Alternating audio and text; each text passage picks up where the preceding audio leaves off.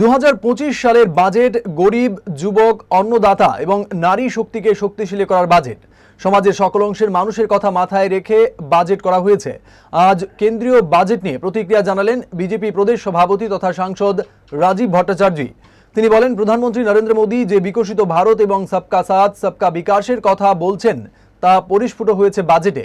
সমাজের সকল অংশের মানুষের কথা মাথায় রেখে বাজেট করা হয়েছে।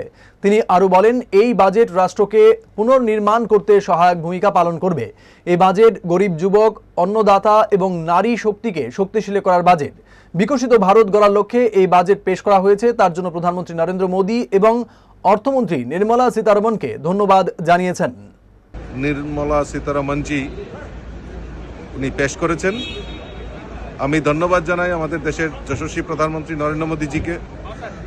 উনি যে বিকশিত ভারতের কথা বলছেন, উনি যে সবকা সাথ সবকা বিকাশের কথা বলছেন, এই বাজেটের মাধ্যমে তা পরিস্ফুটিত হয়েছে সমাজের সামনে।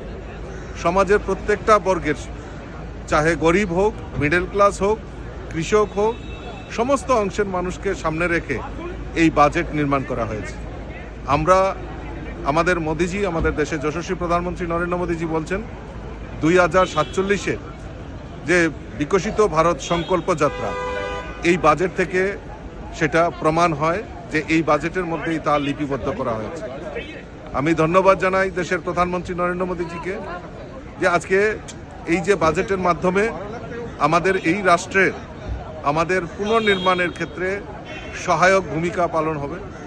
সেখানে যারা সবচেয়ে বেশি সরকারি কর্মচারী, তাদের স্ল্যাব বৃদ্ধি, ট্যাক্স যে পে করে, ট্যাক্সের এটাকে বৃদ্ধি করা এবং রেলওয়েতে বিভিন্ন ক্ষেত্রে তার আয় এবং ব্যয়কে সামঞ্জস্যতা রাখা,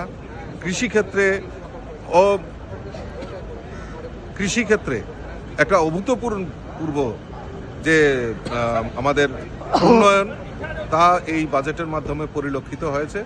আমি আবারও আপনাদের মাধ্যমে সকল দেশবাসীর পক্ষ থেকে আমাদের দেশের যশস্বী প্রধানমন্ত্রী নরেন্দ্র মোদীজিকে অনেক অনেক ধন্যবাদ এবং শুভেচ্ছা জানাচ্ছি।